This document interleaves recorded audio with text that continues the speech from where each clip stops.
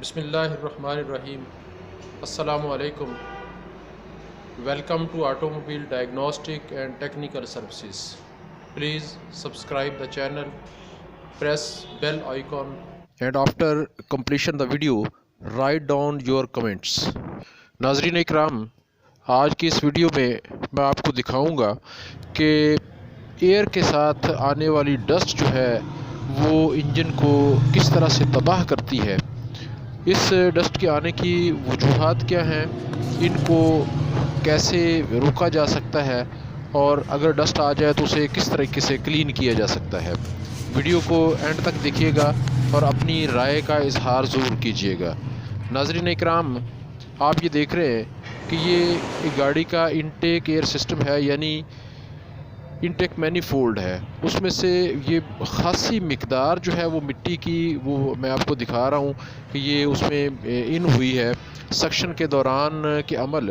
Year cleaner سے ہوتی ہوئی یہ ڈسٹ جو ہے وہ انلیٹ مینی فولڈ تک پہنچی ہے۔ ناظرین اکرام، یہ مٹی انجن میں جائے گی اور فرکشن کا کام کرے گی، جس سے انجن کی لائف دنوں میں کم ہو جائے گی، انجن کا کمپریشن ویک ہو جائے گا۔ اس ڈسٹ کی ایک وجہ تو گندا ایئر فلٹر ہے جس کو ہم صاف نہیں کرتے، اور دوسری ایک وجہ یہ ہے جو میں آپ کو دکھا رہا ہوں۔ یہ ایک گاڑی کی تھروٹل باڈی ہے، یہ آپ کو بالکل کلین نظر آ رہی ہے، یعنی کہ یہ صاف ہے بالکل۔ جس وقت ایک مکینک ٹیوننگ کرے گا تو وہ یہ دیکھے گا کہ یہ کلین ہے، صاف ہے، تو اس کی توجہ ہرگز انٹیک ایئر سسٹم کی گندے ہونے کی طرف نہیں جائے گی، وہ اسے چیک بھی نہیں کرے گا۔ یہ آپ دیکھ رہے ہیں کہ دونوں سائیڈ سے صاف ہے۔ حقیقت میں ہوا یہ ہے کہ یہ تھروٹل باڈی جو ہے اس کو گاڑی کے ساتھ فٹ ہی سپرے کے ساتھ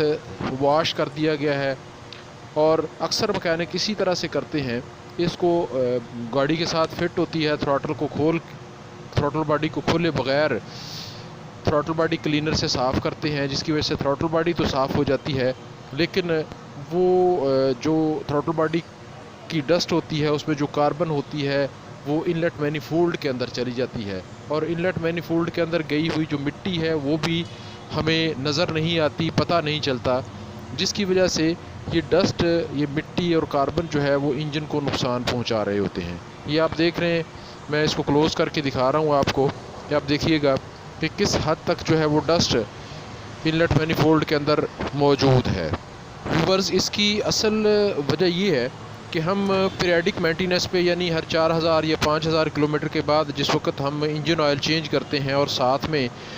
انجن ٹیوننگ اور باقی سروسز اویل کرتے ہیں، ہم اس وقت صرف ایئر فلٹر ریپلیس کرتے ہیں، نیا فلٹر جو ہے وہ لگا دیتے ہیں، اور اس دوران کبھی بھی ہم نے ایئر فلٹر صاف کرنے کی زحمت نہیں کی۔ ناظرین، اس سے پہلے ایک ایئر کلینر کی ویڈیو میں اس بات کو کلیئر کر چکا ہوں کہ ڈسٹی ایریاز کے اندر ہر 400 سے 500 کلومیٹر کے درمیان جو ہے وہ ایئر کلینر یعنی ایئر فلٹر کو صاف کروانا چاہیے، تاکہ ڈسٹ جو ہے وہ انجن میں سک نہ ہو۔ یہ اب میں آپ کو دکھاتا ہوں کہ یہ ڈسٹ جو ہے وہ کس طرح سے انلیٹ مینی فولڈ کی طرف موو ہوتی ہے۔ یہاں پر میپ سینسر بھی ہوتا ہے، جس سے انجن میں جو انلیٹ مینی فولڈ کے اندر ویکیوم پیدا ہوتا ہے اس کی ویلیوز جو ہیں اس کا انجن ECU کو آئیڈیا ہی نہیں ہوتا، جس کی وجہ سے فیول کنزمپشن جو ہے وہ بھی ڈسٹرب ہو رہی ہوتی ہے۔ ناظرین اکرام، یہ dust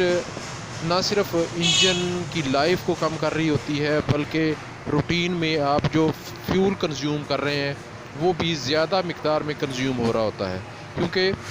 dusty intake year system سے پراپر ویلیوز جو ہیں وہ سینسنگ نہیں ہوتی،